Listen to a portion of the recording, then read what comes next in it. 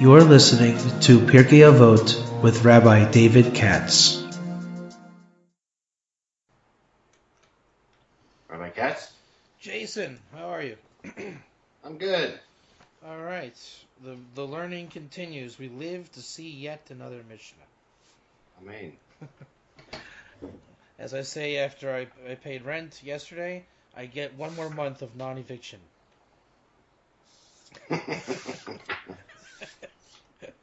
You know, that's how the world works sometimes, I guess. One last thing. So we did 9 under extreme circumstances, right? I hadn't slept for a good, I think, 24 hours. So I'm a bit more coherent today, and hopefully we'll provide for a better, at least on my end, a more focused discourse on the Mishnah. You're always sharp. Well, I don't know that I'm ready for this one. Let's see. I have not looked ahead. It's a short one. Let's go. Okay. I'm going to read the, as always, just introducing the concept. I'll read the Hebrew. You'll get into the English, and we'll see what happens. Right off the bat, you see what's going on here. The big question everybody wants to know. I'm sure you see it, right? Shamayah and Avtalyon were some kind of gerim. The big question is, are they our gerim or are they convert gerim? Let's save that to the end. Let's make it a surprise. I have my opinions. Everybody has their opinions, but opinions are worthless. Let's see if we can find some facts. Okay. Mm-hmm. All right. This is chapter 1, Mishnah 10, and it's actually 11 if you count that little introduction. Which, by the way, we had a big blow up on Facebook on the introduction to Pirkei Avot. I don't know if you saw it or anybody else saw it. Kul Yisrael, yesh lahem chelek le'olam haba. All of Israel, they have a portion in the world to come. We believe that is all of Israel. Now, I hate these words, we believe. That's a really lame thing to say, because it's a lie. I don't believe it. I happen to know it's a fact. And the fact is, it's all of Israel, including Gerim. I didn't see the Facebook. I can't believe it. This is in the group. A guy posted Rabbi Shimshon Raphael Hirsch on this. It sounded very Gary, and I found the original, and it is indeed quite Gary, and it's consistent with what we found, that all of Israel means all 4 houses, Cohen, Levi, Israel, Ger. Amen. And so again, when I say we believe, most people when they say we believe, they didn't check out the Torah, they just believe. Well, when I say that, it means we checked it out, we know it's true, we don't want to intimidate you, therefore we say we believe. The bottom line is, it is all 4 houses, it is including the Ger. Rabbi Hirsch does go this way, and it's very interesting. So, awesome. Yeah, we should really count the introduction. It's called a hakdama, from Russian language kodem, to come before. All right, so it's the hakdama. I know that word. And with the hakdama in mind, we have 11 attributes when it says 10. And this is classic Jewish thinking, right? 2 Jews, 3 opinions. So when the Mishnah says 10, it's actually 11. So we can understand how that works. Here we go. Shamayah ve'Avtalyon kiblu mehem. Who is mehem? Who are they? The guys we just got done talking about. Shimon ben Shetach and Yehuda ben Tabai. So remember, as we're revealing 2 things, we've had 2 consistent threads through this entire thing that we're learning from the guys that came before us, and this is like a new crystallization. And also, we have this theme that, by now we've ended up in a house, and then we turned it into like a courtroom. We had the heavenly courtroom, and then basically we had you dwelling in your own body last time, right? Your body was your room, and your soul was the judge, so to speak, and you were being a judge in this world, the body and the soul. The body is the temple, so to speak, and the soul is the Kohen that serves within, that kind of analogy. So we're building off of that, and let's see where Shamayah and Avtalyon take us this week. And who are we focusing on? We're focusing on Shamayah, and next week we'll get the counter view from Avtalyon. So remember also, everybody always mentions Shamayah and Avtalyon together. There's a famous zug, it's a famous pair. We have the luxury this week to understand only Shamayah, and next week we will understand only Avtalyon. So I'm curious to see if there's a difference, right? If one guy, we say Beis Hillel is lenient and Shammai is stringent, right? Maybe we can find some kind of weird dichotomy with these two guys, because they're a famous pair. Here we go. Kiblu mehem Shamayah omer, ehav es hamalacha, usana es harabonus, va'al tisvada l'roshus. Avtalyon received from the previous guys. Shamayah says, love, work, creative work. Hate, harabonus. I don't know what that word means. And obviously, it's a tough one. Yeah, we're going to have to really investigate that word, because that's a really tough word.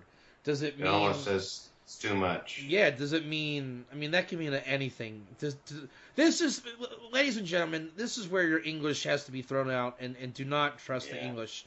If you translate it according to Art Scroll, lordliness, that is not true.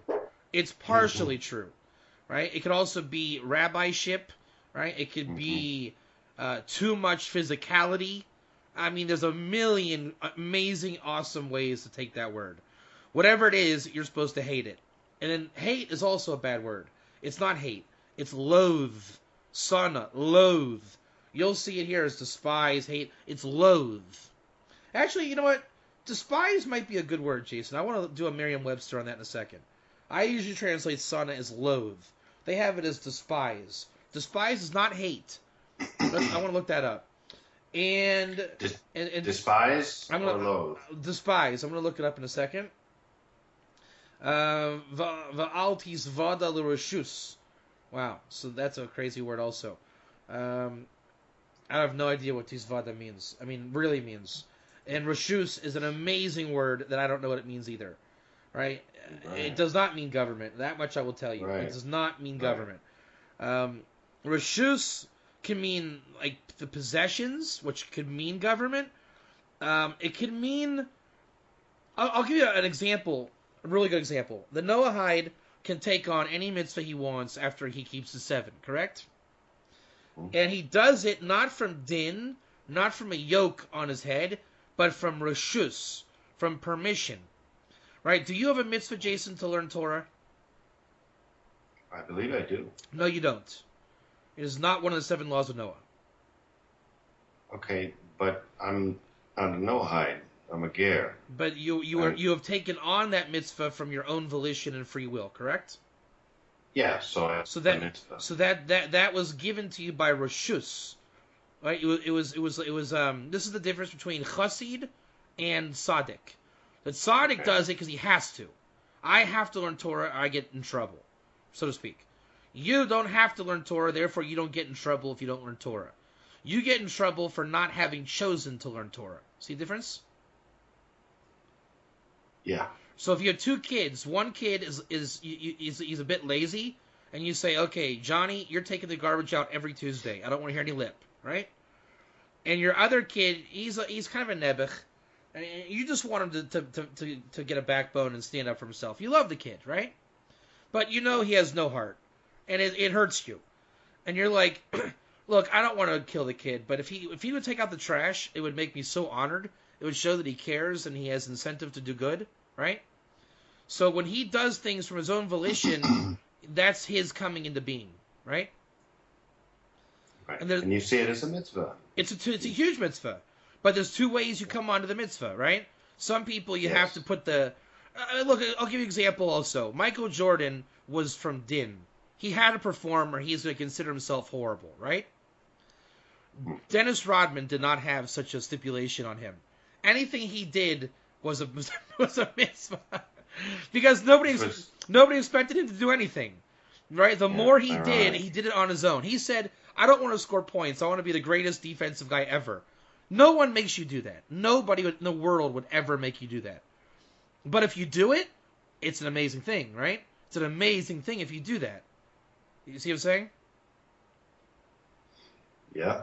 So there's two ways to come on to basic righteousness. Either because you feel you have to, or because you really just want to honor God. And so it's just kind of male-female. It's how you come about it. So that thing of don't become overly familiar with that. That's what the mission is saying. Don't be cavalier, I think is what it's saying. Don't be cavalier with your options. Right? Nobody wants to see the Noahide talking like this. Well, I got so many mitzvahs I do. It's, what can I do? I just, I learn this and I do that. It's a joke. Don't treat a cavalier like, I can go in and talk to these. It's fluff. Quantity is not as good as quality. So don't make quantity your reshus, your permission, your possessions, right? Mm-hmm. You should really appreciate what you have. And then again, loathe or despise rabbonus. So then don't be big in your quality. The things that you do have, don't lord over me. Nobody wants to be that guy either. That you learn Masechta Shabbos, let's say 100 times. So now, and when everybody talks about Shabbos, you step in like you're the guy that knows all of Shabbos, right? The one thing you have, now you're going to lord over me.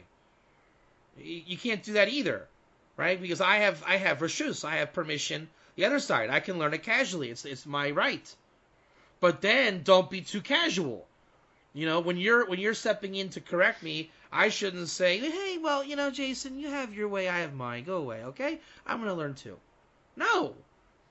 Because if I do that, you're not being lordy then. It's a balance. There's a lot of kindness and stringency. It's Kesed Gevurah here, right? With the Rabbanus and the Reshus. So I want to go ahead and quickly look up this word, if you don't mind. Let's see here. I really want to know what despise means. I have no idea. To like something or someone very much. Or dislike, I'm sorry. Dislike. Merriam-Webster is very short on it.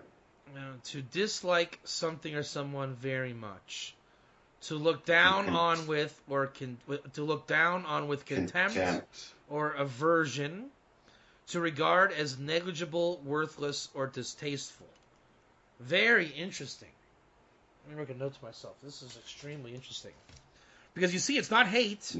It's really not hate. It's looking at it as negligible.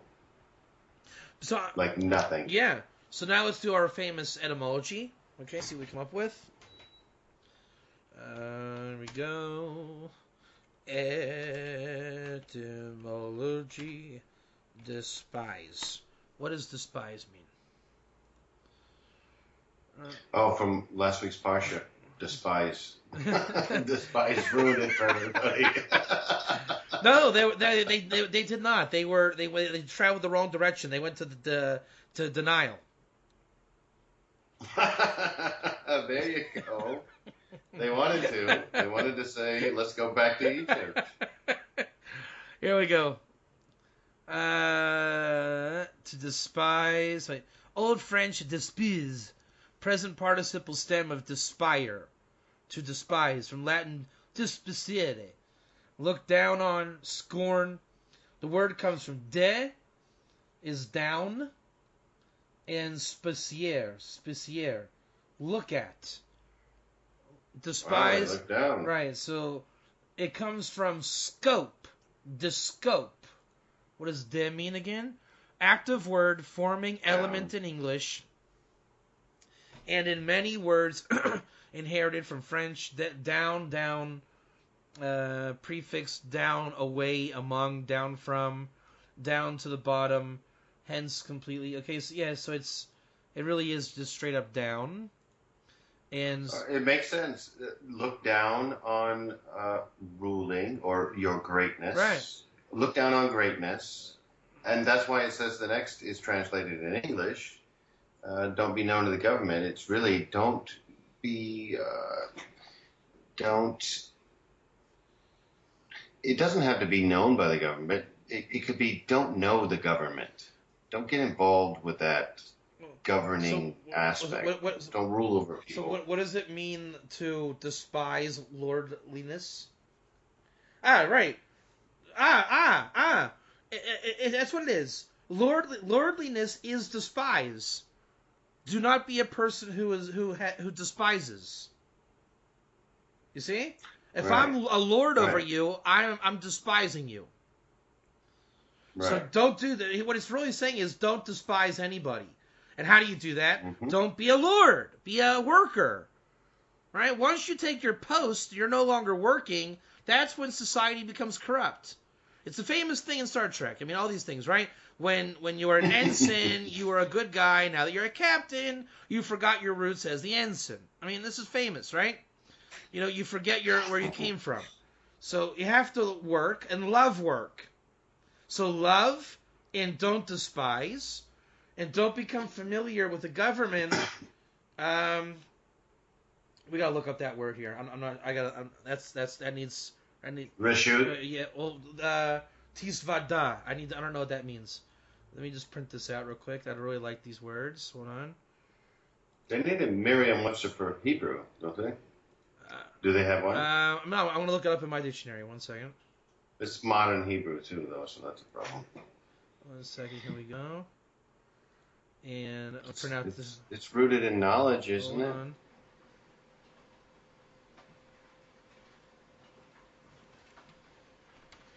And here we go. And To gain Hold on. knowledge of. I want to. What is the Governing. antonym of despise? Antonym to love. Wow, that's really great. I never would have thought. Everyone usually says hate, but it doesn't have to be. The thing more true of the opposite of love is despise. Wow, that's really incredible. Wow, so if you either love your fellow man or you despise him, it's that simple. That's really incredible. Wow. And what I want to focus on Yeah. too is what brings you to despise. And I think now the Mishnah has our answer. What Shamayah is saying. He says, of course you're not going to love each other. That's the whole point of the Torah, is to love each other. Right? The Ramban says no one loves each other. That's the problem with man.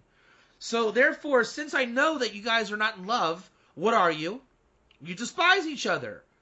Right? It's a wisdom. If I know for a fact you're not going to love, what are you going to do? You're going to despise. Why? So Plus, hold on. if Go ahead. if it's the Ger and the Jew, you're looking down on the non-Jew, Ger, whatever, because of your reshut. You're bigger, better, whatever. Yeah, You know? and also what you do as a society, you stop working and you take lordliness. That way, I get to guarantee. I was just researching last week the ego of Freud. Right? There's the id. I forget the words. There's 3 things: the super ego, the ego, and the id. Do you know about this? So do you know what the id is? The id is your complete animal inside, right? If you're hungry, and you and I are talking Torah, and eventually we'll go out to eat, you really don't care what I'm saying. You just want to eat, and I cannot. That's a Hardcore. You can't even rationalize. Like Jason Speck just wants to eat right now. Just wants to live. And your super ego is like saying like, oh man, is he noticing that I'm not paying attention? I gotta pay attention. Jason, you're bad. You're bad. Stop doing that, Jason. Stop doing that, Jason. Right?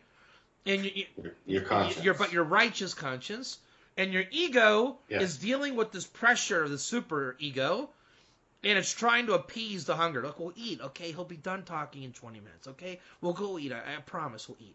So the ego is working in between, and what it does is it builds a construct to make everybody happy. Right? As long as I get my cake and eat it too, I'm good. I make my id happy. So that's what we're saying here. When you are despising because you don't know how to love, you will construct a society of lordliness. I mean, look at America, right? It used to be, it was acceptable to be a coal miner. Now, as long as I have a name tag and a desk, I'm happy. Just let me be a lord over somebody else. That's the entire world. Yeah. Right? I'm at McDonald's. I have a name tag. I'm not on my clock, buddy. You'll get your food when I say you get your food. Yeah. Totally. The government regulates absolutely everything, and everybody gets a job. That's it. And everybody's a lord. How do you appease society? Everybody's a lord. And you can't step on toes, or a bigger lord will kill you. Because I despise you by definition because I'm your lord. Right? So once you have a president, a governor, all this trickle down, right? That's how you control society. I despise you. You are beneath me. And how do I look down on you? I put you beneath me. That's what Rashut is. I am above. Yeah. And that's the whole. Everything's like that. They say in Wall Street, how do you know how big a guy is? How many guys work underneath him? It's a mogul society. Everybody's a mogul. You know what I mean? So wow. So how do you avoid that? By working. If I am your boss, but we work together, now there's no despising. Right? The boss is only because, let's say I own the company or whatever it is. It doesn't mean I'm your lord. That's how it's supposed to be, that we're working together. So I think we understand the oh, there it is too, love. Wow, love work, despise lordliness. That's how you keep. That's how you. That's how you. There's antonym exactly right there. That's it. That's it. There's how you keep the love. Now we need to know what the word tisvada means. This is a big one. Let me look at my dictionary here. I have no idea what that word means. Not in its truest sense. And people will say, this guy doesn't even know what tisvada means? Is he Jewish? How could it be? And then you say, well, do you know what it means? Yeah, it means what it says it means. Don't become over... yeah, of course what it means. That's what the English means. This guy can't even know an English word? I mean, can he read? He can't even read the word. He's teaching Torah? Ugh. Let me see here. Tisvadas. It's not... I think we should look at the word... hold on. What's the root of that?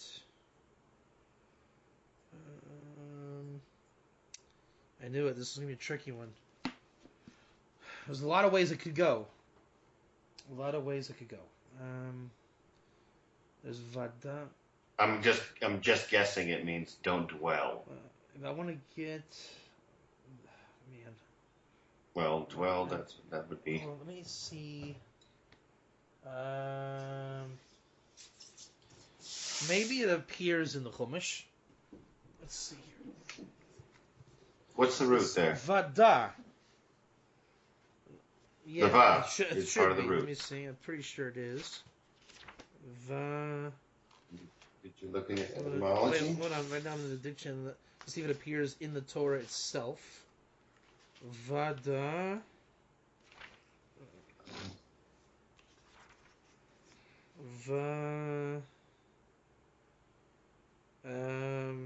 Man, so what's the root? Hold on. Vada. This is hard.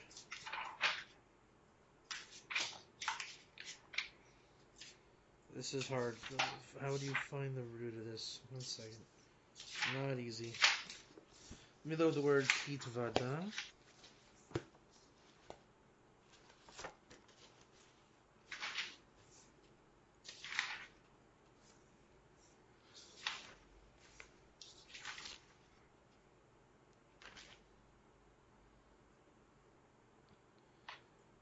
No.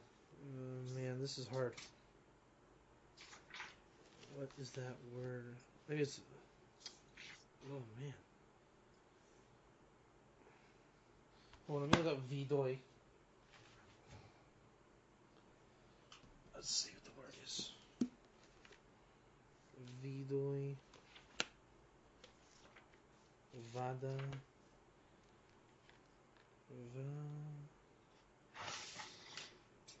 Veda.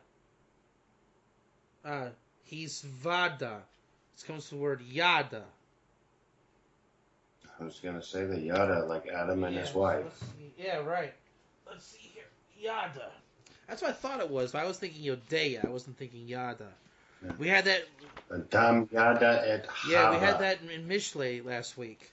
Like one of the translations of knowing is to know under those terms. Let's see here. This should be very interesting.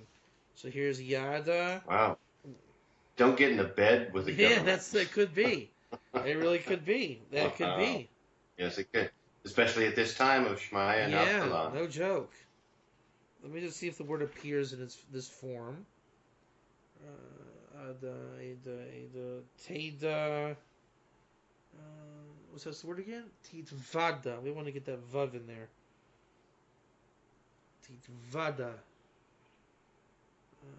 Come on, where's the word? Here it is. Tivadea. That should be close enough. Let's see here. It should be close enough. It comes ironically enough in Mishlei. Look up Proverbs 14:33.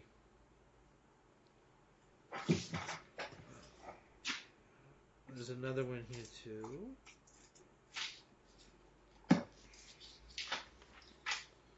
What a great word. 14:33.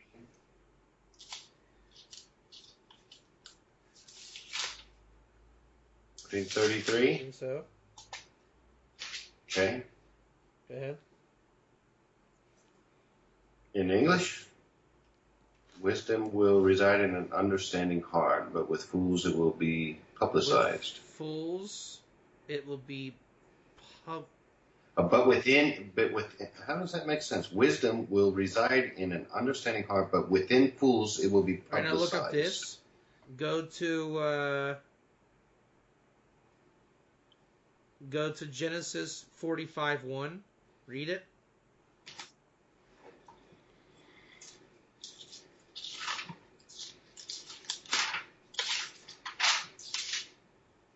Now Joseph could not restrain himself in the presence of all who stood before him, so he called out, "Remove everyone from before me." Thus no one remained with him when Joseph was made known to his brothers. It's to make known. And also now look at Bamidbar 12:6.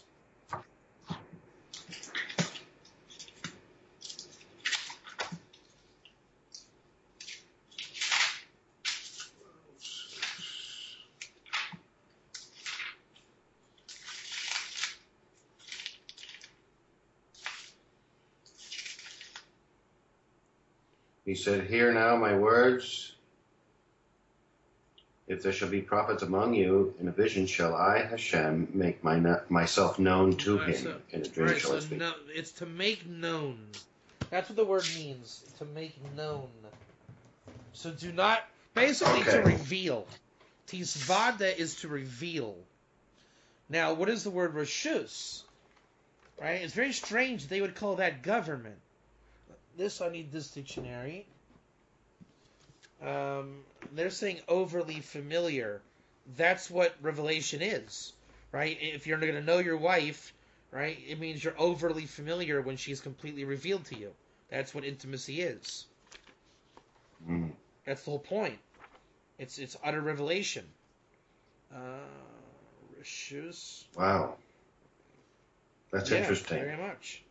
That's what it means that the tzaddiks would reveal and then conceal with their hand. I mean, that's really the code, even on that level. Not even be overly revealing to your wife. Why am I not seeing this word reshus?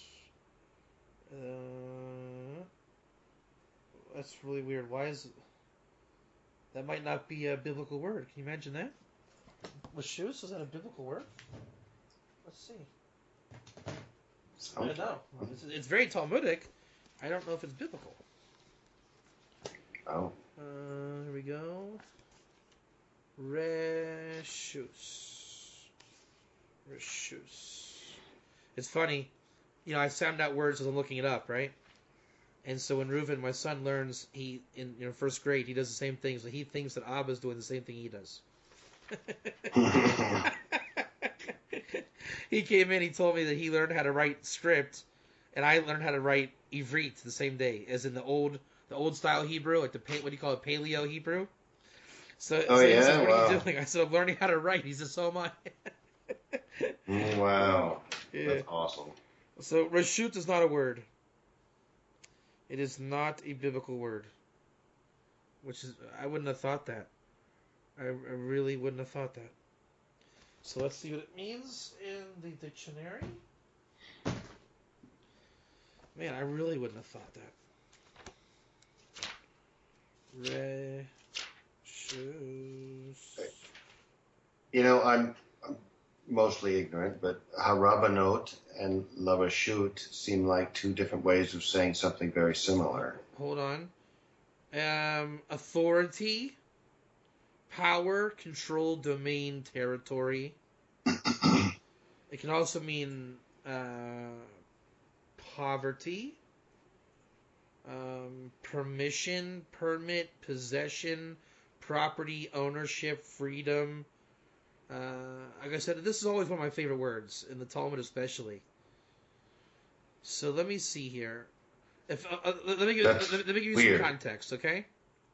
Authority or power or control.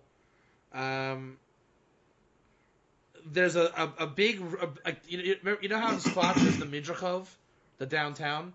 Yeah. So that the big street that all the cars drive on.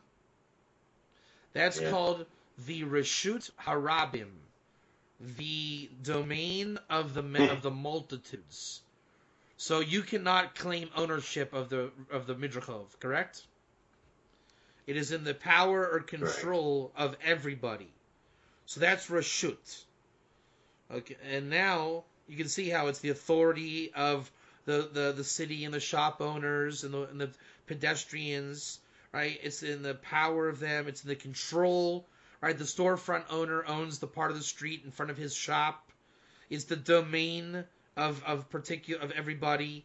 It's the territory of everybody. The city doesn't really own the street, right? We all kind of take part in that.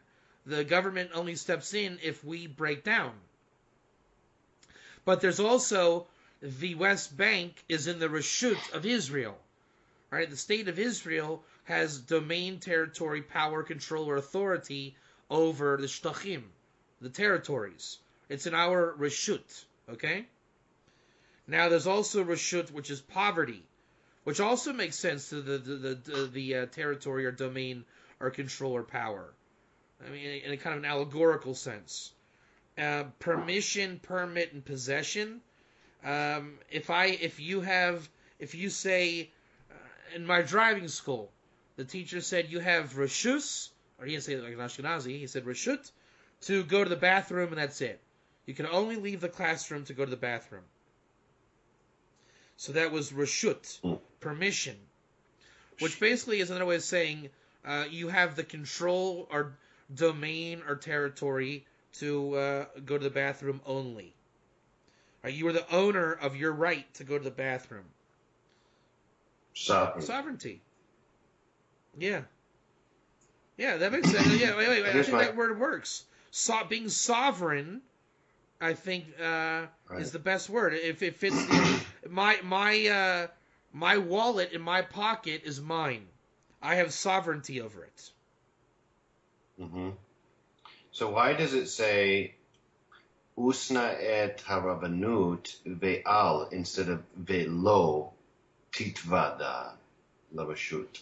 Why does it say, is this this is one sentence, isn't it? This isn't a separate sentence from usne et harabanut. It's a continuing. It says al instead of lo. Yeah. Right? Yeah. How does that say in English, love, work, hate, rule, and do not become known to the government?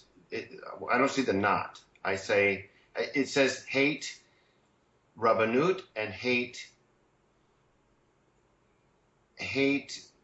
being revealed to sovereignty. I think what it is it's, in one way, despise lordliness and not revealing reshus. Meaning, the goal is to... Oh, it's the same thing. You're sovereign. Wait. You're a lord. I'm saying something different here. love work is the answer, okay? How do I do that? Yeah.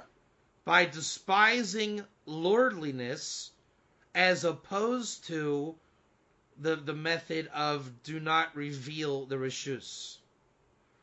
It's telling you an and or. Now, hold on 1 second. There's another Pirkei Avot Mishnah, chapter 2, verse Mishnah 3. Be cautious of those in ruling power. Hevu zehirim bereshus. Okay? Be cautious with those with reshus. Basically, what is government? That's what we're trying to analyze here. What is government? The state of Israel got together in 1948, and they formed a Knesset and a government, right? And they said basically, we are in charge here, in that you can live in the land of Israel, but you should know that we're going to make the decisions. If you want to be part of the decision-making team, that's called going into politics. So the reason why it's called Rashut is because they make the decisions, right? The power is in their hand. You see what I'm saying? If I say that I'm sovereign to go to the bathroom, so people are sovereign in choosing what happens in the country. It's their Rashut. Right. So do not reveal va'altis vada l'rashut. Do not reveal to the Rashut. Now, let's see what that means by its own right. If you're going to love work and despise lordliness... Wait a minute. This is Shamayah and Avtalyon. These are Gerim. And they say don't reveal yourself to those who are sovereign. That's saying something, too. That's huge. Don't seek the Rabbanut. Don't reveal yourself to those who are actually... Who's sovereign in Israel? Well, the Sanhedrin, right? Yeah, the rabbis. And these guys became the pair, right? How did they do it? This is their secret. They didn't... they worked with everybody, and they despised... They weren't too big for their britches. But what does it mean, don't reveal to Reshus? Va'altis vada l'Reshus. Do not become revealed in front of those who are sovereign. Ah! There it is. There it is. Do you want to not be despised, Jason? Then don't reveal yourself in front of those that are sovereign. Do not reveal yourself in front of the Lord. Meaning small L. Yeah. So, wow. Yeah, I think that was the life that they lived. Yeah. That's it. If you want peace of mind, don't be Yashka. I mean, Yeshu, what did he do? As the story is told, he made a ruckus. Everywhere he went, he was making a ruckus. So, love work, we got that. Despise lordliness. So the guy who's over me, I despise. And I myself am not a lord, right? I don't like you who are a lord, and I don't want to be a lord. So don't call me jealous. I would like you if you would work with me and be a partner. That's what I would like. We would love each other then. Now, despise lordliness and not reveal in front of the sovereign. And don't va'altis vada l'reshus. Don't become revealed. And not revealed to the sovereign, and not. Yeah, that's right. That's right. Do not let the Lord know that you exist. Right. So despise the Lord, again, small L.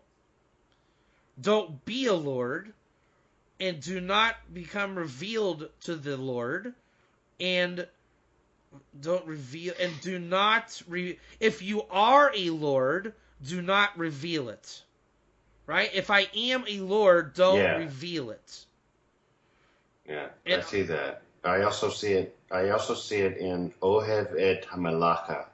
Melacha is the whole Shabbat thing. You do it during 6 days, but you don't during the Sabbath day because you have a Lord sovereign over you on that day, over all of your Melacha that you love. Maybe you're a ger, you came from that aspect, and he is saying something about his journey, yeah. right? I mean, Malacha has to be a tip-off there, right? Doesn't it? About Shabbat? Yeah, that's well. The Vilna Gaon has an idea that you do all your. It says you stop kul malacha, all your work. So you get all your work out of you in 6 days. You can only do that if you love work, Mm-hmm. because then on Shabbos you're definitely not going to work. Right. Right. That's what Oheb at Hamalacha is do work like Crazy work, 6 days. all your work, says the Vilna Gaon. The only way you could actually love Malacha is if you had the seventh day Yeah, off. exactly. Right. So that you could really put your work ethic in. Absolutely. But you have to work on Shabbos too. That's the point. But the work on Shabbos gives you rest, whereas the week gives you tired. That's the blessing of Shabbos. Right. So Right. It's not called Malacha though. right. Shabbat. It's called. It's like Talmud Torah, learning Torah with all your heart and soul. If you do that on Shabbos, you work hard like that with your work ethic. That's how you rest.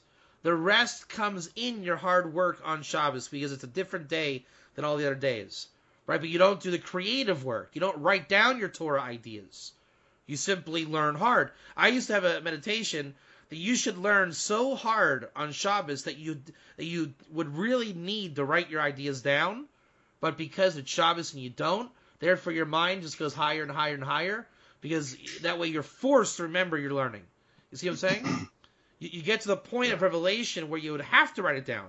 But because it's Shabbos, I can't. Therefore, there's a blessing that God, by definition, my blessing would be to retain my Torah on Shabbos.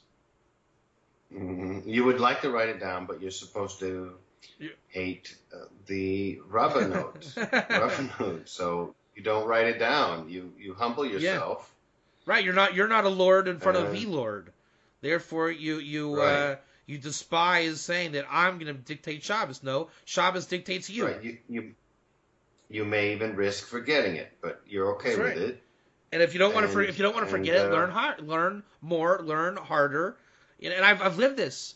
It gets to the point now where you just try to skyrocket. You work so hard, you make the Torah a part of you. That's how you keep it. As in Spaceballs lingo, you go to ludicrous speed. I'm still trying to figure out this dichotomy. Despise lordliness is how you come to love work, and not by revelation to the sovereign. Meaning, the answer is not revealing to the sovereign. 1 second. Despise lordliness. There it is. You're a lord over me, okay? And I don't love you because you're a lord. And I would love to work with you and love you. Do not butter up Jason. You see? Right. Yeah. You cannot make also. friends with the Lord. You cannot do it. You don't play that's politics. It. You must despise him. And you have to despise being a lord yourself. Meaning, don't say, if I was a lord over him, right? And then at the same time, do not butter. At the same time, you don't say, look how great I am. I mean, I can do this for, whatever campaign in life it is. Look at me, look at me. And so don't butter up to him. And then you'll say, but if you hate the guy, and you don't butter up to him, how are you supposed to do it? The alternative way of learning this is do not become revealed to the sovereign. The sovereign guy does not need to know you exist. Then you don't need to butter up. Then, even though you despise him, it'll calm your desires of lordliness, and then everyone will work together, and there will be love and you'll see what's going on, and the world will continue, and you're basically have the upper hand. Okay, but this is actually this is the what do you call it? Despise means look down on. If you look down on the one who is sovereign over you, that is a total catch-22, because that's exactly what's going on in the world. Everybody thinks that their own ruler. Everybody despises their government. Everybody thinks that they're looking down on one another. It's causeless hatred. Therefore, do not reveal it to the sovereign. You need to blend in. Do not let him know that you know what he is. Once you spot him out with the evil eye, he's now got it in for you. And now you're going to really despise him, and he will despise you. And but the wisdom is you will make yourself into a lord. Once you do that, there's a competition now, and no one's working, and no one loves. Right, because nobody actually believes has sovereignty.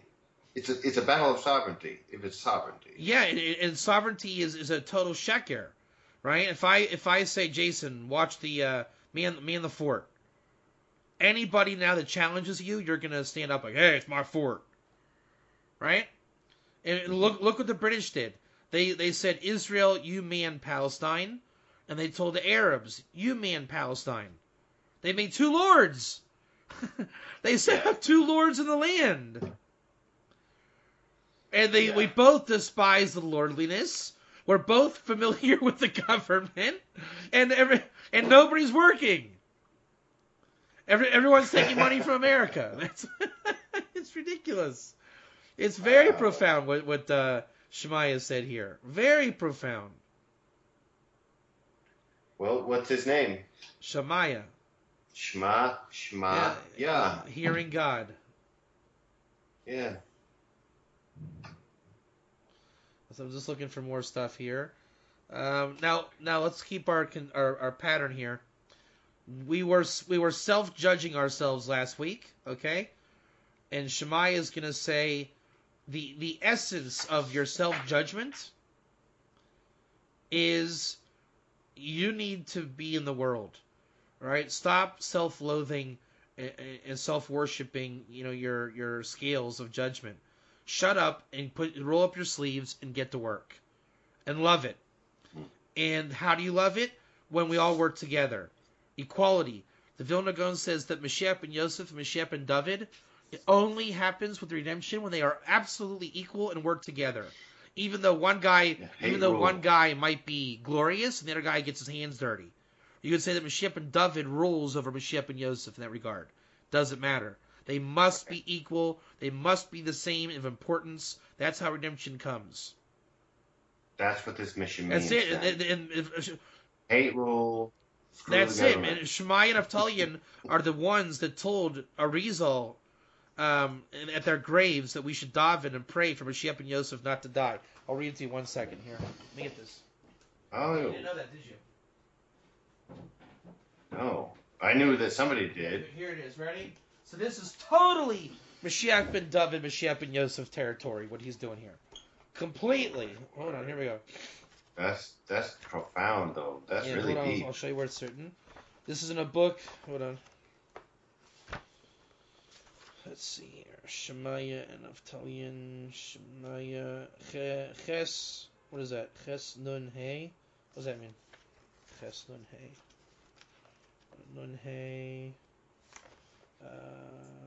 Let's see here.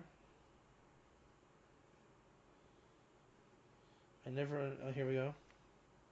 Here we go. This is one of the sources. They're buried in Sfat. Here. Amnam Hara. Here. This is called the Shivchei Harizal, the praiseworthy tales of the Arizal, so to speak. Amnam Harav Rabbi Chaim, as in Chaim Vital. He wrote in his book, in the midst of the Chibor Shelo, putting it together, that it appeared to him, B'toch Chibor Shelo Shenira Lo, Ki Rabo Haya. I guess the Arizal appeared to Chaim Vital. Ki Rabo Haya Mashiach ben Yosef. That the Arizal was an aspect of Mashiach ben Yosef in his generation. Umerov, and because of the many sins, Lo Gila Otalo. Because of the sins of the generation, it was not revealed upon him in his time. Right? Meaning that the Arizal couldn't be Mashiach ben Yosef in Revelation because of the sins. Amna metoch dvarim shalo havinu oto shehukach. However, amidst of these things, he let him know shepamachas halach harav lahashet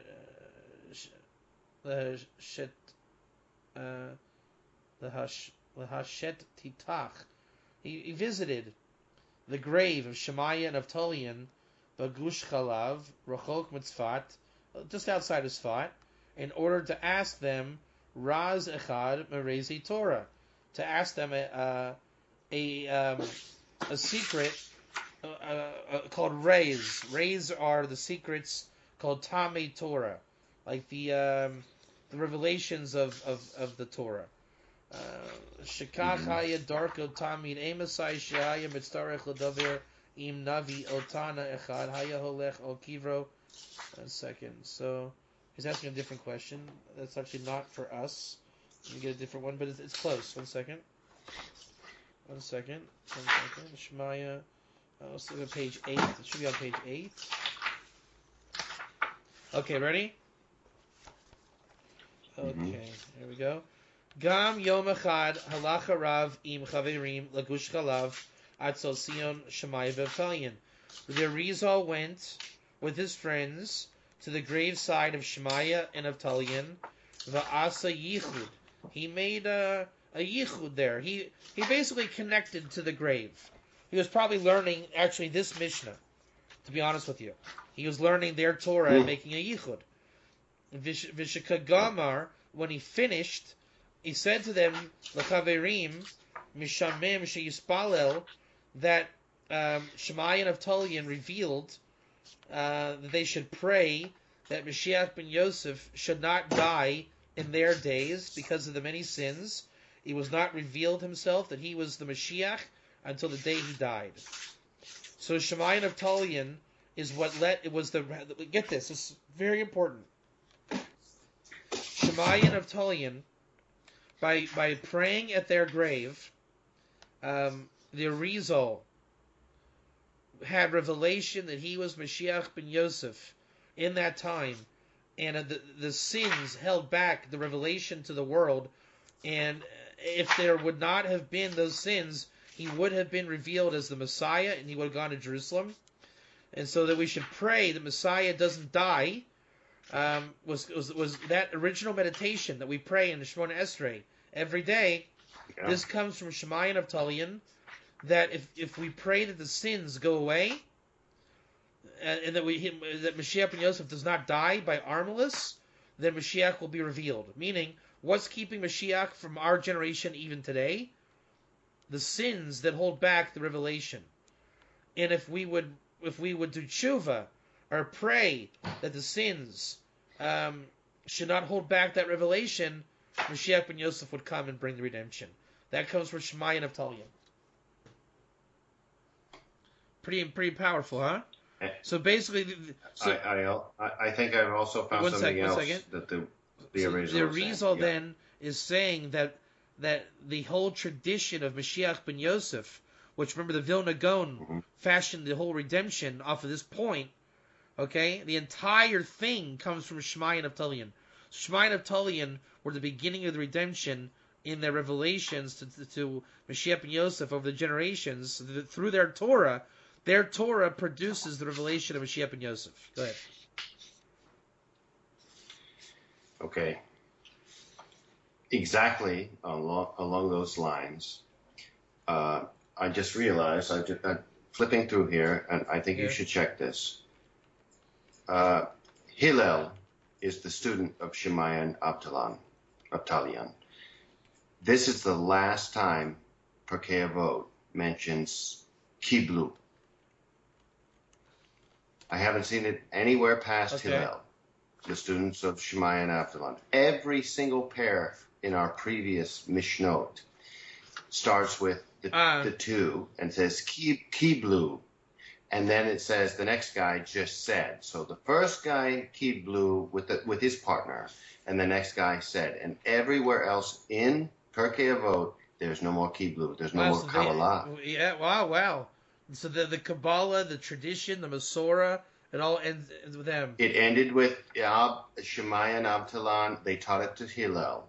And that's why the Arizal connected to them. Oh, wow. That's the tradition. Yeah. It's huge. Holy moly. I'm going to go there big. today. Look through. I haven't seen it. I looked through 2 books. I didn't see another mention of Kiblu. No, I'm going to go to their grave after we hang up. Oh, you go. Wow. Yeah, I'm Awesome. 100% going to go there. Wow, this is really powerful. I didn't realize this. I'm 100% going to go there today. I never even thought of it. So the Gerim that come in to the tradition are the end of it. Yeah. That's Mashiach ben Yosef is the And that's Kabbalah. why Mashiach ben Yosef is the regathering of the exiles, and that is part of the whole Ger experience. Yeah. The exiles are with the Gerim. And the war, Gog, Magog, all of that, and he dies, and he's always died in the past. So we have to pray in the upcoming future he finally won't die. Right, because the sins will be forgiven. Meaning, he said, he said to pray. The sins hold back the revelation, so we need to pray for the revelation, that the sins not hold back the revelation, and that's the entire Kabbalah of the Arizal, that the revelation is the returning light, and the sins keep the light from going up. So when the tikkun is done, the sins no longer hold the klippas, they never hold back the light, and then you have the revelation of Mashiach ben Yosef, and then you can get on with redemption, and that's what the Arizal was looking for in his time. Yeah, it's in the definition of the word Kabbalah, received. Right. It's finally received. It was refused every time. So the Brisker Rav says, Kiblu, Kabbalah is 3 things that Eliyahu Hanavi represents. Prophecy, you receive prophecy, the tools of prophecy from your mentor. You receive the oral Torah face-to-face from your mentor. And you receive, what was that second? It was prophecy, oral Torah, and Kabbalah. You receive the Kabbalah from your mentor. So Shamayah and Avtalyon basically received the entire tradition, and we see the Arizal was the Kabbalah guy. He teaches you prophecy, right, through Kabbalah, and the oral Torah. The keys of understanding the oral Torah came through also the Arizal. So apparently Shamayah and Avtalyon is the source of that. Started with Hillel, right? Hillel is like the first. Yeah, he's the first Jew. real. Like he's the Pharisee. Yeah, he's the first real rabbi Pharisee. in that sense. And yeah, exactly. So again, That's love, work. The 2 Messiah. So this may require two programs here, because how can we think this is this simple? That's the thing, and we haven't even touched Avtalyon yet. I know. Wow.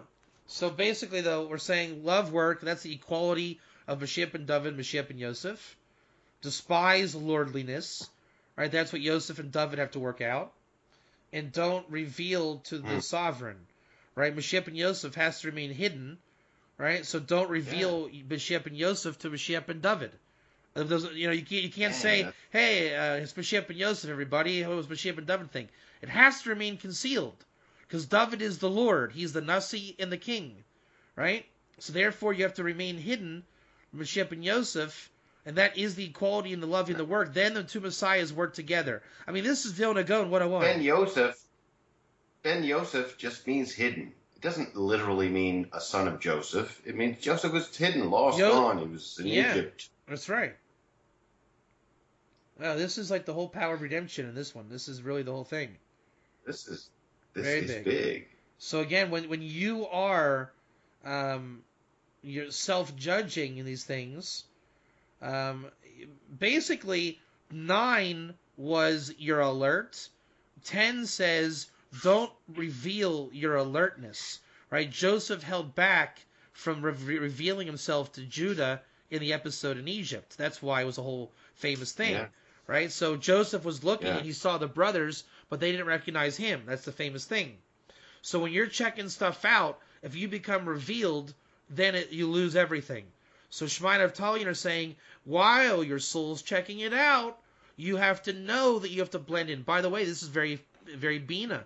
This is what women do. Women know that you're a monkey. You're a man. You're a monkey. But they don't let you know it, that they're checking you out. So they're working with you. They love you. And they don't love the fact that you think you're a lord. Okay? And at the same time, they don't reveal it to you. They keep the dignity of them and for you and for the family. So it's very male-female. Hardcore. It also explains to me the midrash that says that Judah came down there, and when he spoke, buildings fell down, and then Joseph spoke, and buildings fell down, and everybody was shocked. Wow, his voice, his sound, his something about it. Actually, what you were saying is you're not supposed to reveal it, but at that time it was revealed. He was revealed to his brothers. Who? Joseph, yeah. Joseph was wait. That is Mashiach and Yosef doesn't die. We say, right? We say he does die, but there'll be a decree that he won't die. Wait. Hold on. No, Mashiach ben Joseph. We say that he's supposed to die. In the end, we say he will not die. Right? How do we know that? Mm-hmm. Jason Speck says, in the end, Joseph was revealed to his brothers.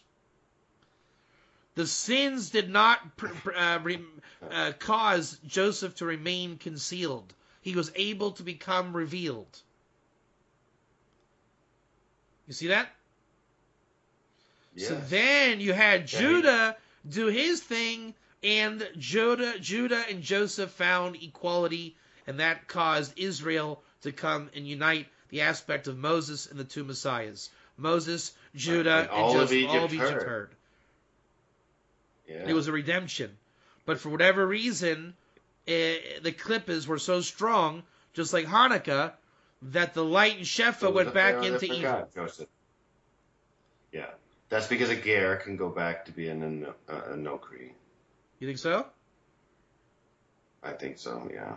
Makes sense. And Hanukkah was basically what you're saying then is Hanukkah was too nokri to be a complete redemption. Too many gerim were involved in Hanukkah. So the final redemption is when it's led by Jews. Then it cannot revert to Nakri, right? Because the Jew cannot, by definition, he's created to not be a Nakri. Yeah. Then the Gerim can come out and rely on Israel, and everybody can leave their Nakri. And a ger can be a ger forever, just like Abraham. So Egypt was Nakri all the way. It was not a redemption at all. We don't even consider that a proper exile for that reason. Hanukkah was an aspect of the whole redemption, and it's an aspect of the total exile. The final redemption is final, complete redemption, and no more exile, and Yosef is revealed. And four houses. So this Shamayah teaching is pretty heavy duty. I think you can read into the... I'm going to go on record as saying this statement of Shamayah, the entire Arizal's Kabbalah, the entire Mashiach ben Yosef, the entire Torah of Mashiach, and eschatology of the end, all of Kabbalah, all these things fit into the teaching of Shamayah. And the amazing thing is, the tradition is that Shamayah and Avtalyon both were descendants of Sennacherib, who was supposed to be Gog, against Hizkiyahu, right, who was supposed to be Mashiach. Yeah, it's everything. That's huge.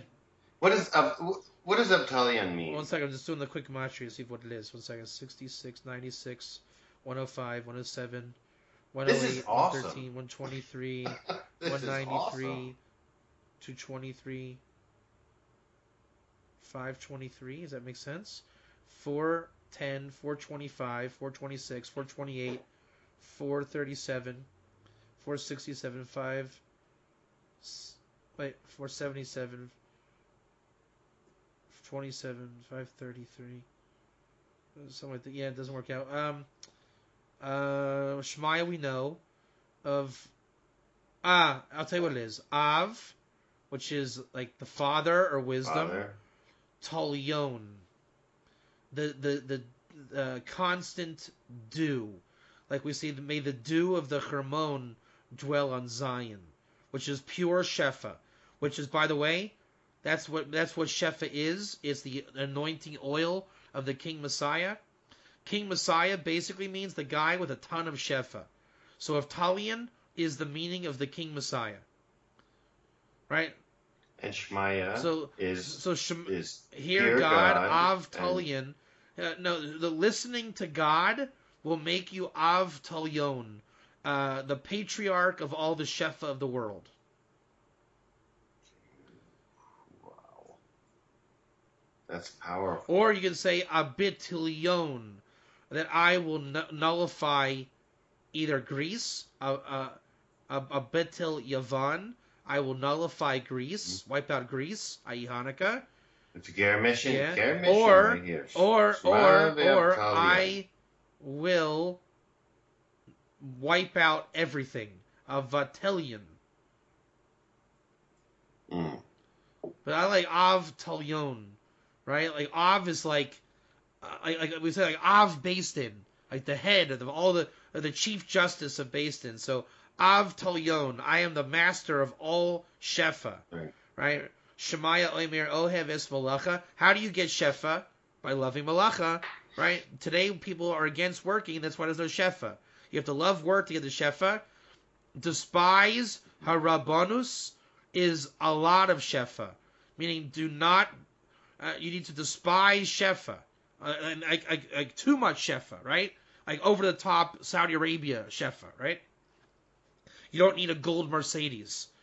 But at the same time, it means va'al tisvada l'reshus, and what that means is, and not to reveal before the sovereign. So wait, sorry, again the dichotomy: despise the too much, and not reveal to the sovereign, and not 1 second, despise, reveal.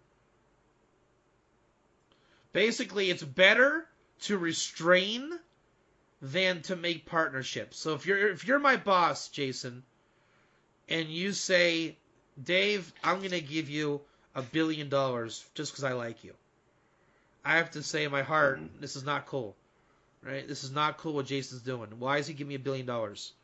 It's not good. Rather than say, listen, Jason, I know you appreciate my work for you, but I don't want your money, man. You know, don't do that. Do not do that. Do not sit here and reveal to the sovereign all your little nebuchi things. Okay? Despise the lordliness. So how do you stay humble? The famous sports axiom: love work. Jason, look, man, whatever you want to do, you got to do. I'm just a working guy. Right? If you want to give me $1 billion, you do what you got to do. Right? So I'm despising it. I don't really appreciate that you're a lord. I'm just here to work. But what I don't do is I come groveling, hey, it's a lot of money, and I don't feel like I deserve it. No, you're gonna get in trouble. Yeah, that's idolatry. It is. Really. It's like, this whole thing, like, I'm not on the level, Jason. I know you like my work for you, and I just don't think that it's appropriate. Everybody else is working hard here. Yeah. Shut up. You know what I mean? You take what it's just shut up. But you hate lordliness. It's like Michael Jordan's playing basketball. And they're like, listen, Mike, we're gonna make you like the mayor of Chicago because we worship basketball. We're gonna put your picture on the dollar bill. You're gonna be the new George Washington. So when that happens, like, okay, good, George Washington, got it. Okay, can I play basketball now? See the difference? You do your Avodah Zorah, which you got to do. Okay, I play basketball, and I'm all of a sudden the mayor of Chicago. I got it. But my job is to put a ball in a hoop. That's what I get paid to do. So when you do that, the team loves you. Like LeBron James is a good example, right? He does not lord over his teammates. That's why he's a great player. For example, He loves the work, right? And so, but you don't see him groveling. Hey, everybody, I know I'm LeBron James, and I know that. No, he's like, okay, I'm the greatest player on the planet. No, what else? So what? That's how God made it. What do you want from me? That's humility. John Smith is a 6-time world champion wrestler, and he said when he won the first championship, he had to look in the mirror and say, John, you're the greatest wrestler on the planet. It's a fact. But it doesn't mean grovel, give it back like a wimp or lord over yourself. What did he do? He got his wrestling shoes on and hit the mat. I mean, what else are you going to do? You go back to work. All right, that actually is something I'm staring right at. This is the shortest part of commentary in my Rab Lau, Israel Mir Lau, Pirkei Avot, and I am looking here. It says Rambam and Bartanura write the Shamayah and Avtalyon were themselves converts, and we know what that means. But Maharal and Tosafot Yom Tov Dimur. Since according to the Halakha, a convert cannot be a judge, Ramban Sanhedrin 11:11, even a person born to a Jewish mother and a Gentile father may not undertake a leadership position. Therefore, Shamayah and Avtalyon must have been not converts, but the offsprings of converts. However, this would be a wonderful thing to look up.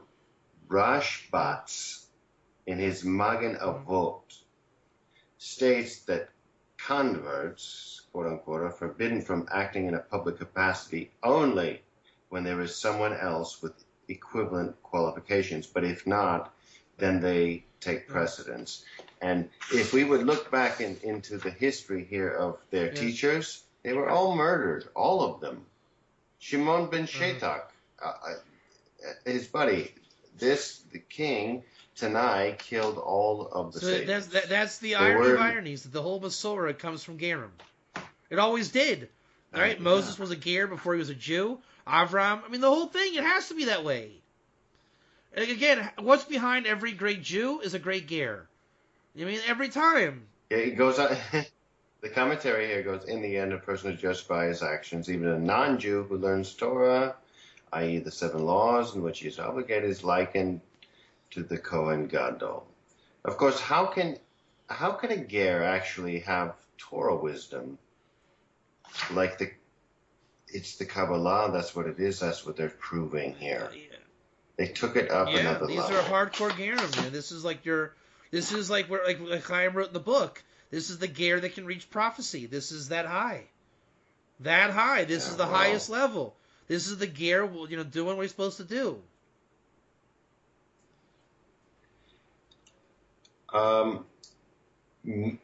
Adad and Medad, who was it in a couple of weeks ago, that were prophesying in the camp, and Joshua said, strike them down, Moshe. Who are these people? Not sure. Interesting. That Moshe, there's a difference, he said, everybody come to the camp, and they stayed outside of the camp. That's almost a ger-like code. I'll look into it. And it says that the Midrash is they prophesied about Gog and Magog. Right. And look and see if we can find their lineage. That'll be the first place to look. They might be Garrett look into try to see if you can, in your own time, if you can locate their lineage, where they come from. Okay. All right, I'll look it up. Oh, I'll write it down. So basically, what we're saying, and to close out this Mishnah today, is this is the entire tradition. This is the keys to prophecy, Kabbalah, oral Torah, the whole words of Torah, Gerim, Jews, Mashiach, eschatology, history, you name it. It's the 11th attribute. It's the 10th Mishnah. By definition, it has to be big. Right? When you're self-judging, this is how Pinchas Eliyahu wins the Beis Din. This is how you win. This is how you conquer. It's the last time Kibbutz is mentioned. This is how you win in life. Jason Speck wants to know the meaning of life. This is the meaning of life. This is how you do it. This is how you get the revelation. This is how you get revelation. Basically, the revelation. When you're complaining about the meaning of life, it means that there's a Lord over you, or that you think you're a lord, Yeah. or you're trying to grovel and say how you're not worthy. If you would shut up and love work, you'll get your revelation, and you'll know what life is.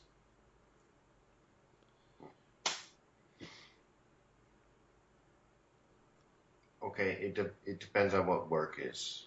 Work is malacha, creative labor.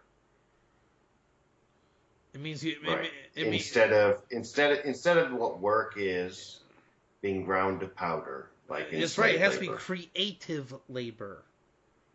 Yeah, it has to be sovereign. That's it. You're bringing labor. God's light into the world through your work, and that therefore, how do you know that?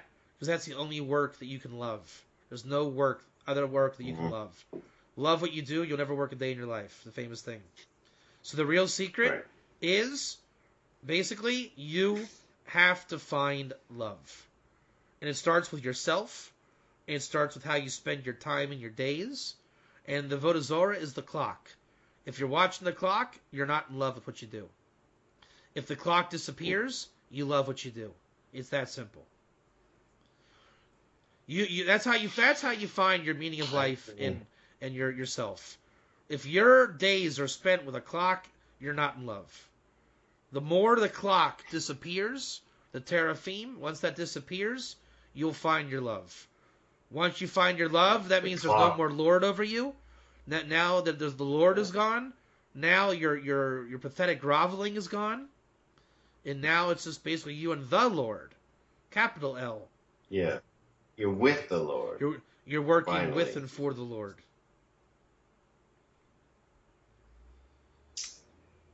I absolutely agree. This is my favorite one yet, man. This is really good stuff, and I promise you. As soon as we hang up, I'm going to the grave. I'm getting in my car and I'm going. Wow. I'm gonna go. Hey, say my name. Gera Ben Tishbi. That's it. I'm gonna go, and so you will be hearing while you're sleeping. You'll be getting a message of a picture, God willing, and words of praise from their grave. Man, I'm going. That's it. I'm out of here. Now I have the meaning of my life. Yeah. This is that would be enough. That would be enough. It would be enough. If I have to stay here for another 50 years, okay, fine. This is awesome. I mean, this is one thing. So I'm out of here. I got work to do. Work to love. Yeah, Thank you. This is awesome stuff. And all right, God willing, we'll get some shefa, some light, and I will, God willing, have much to report by the time you wake up. All right. Bye. Bye.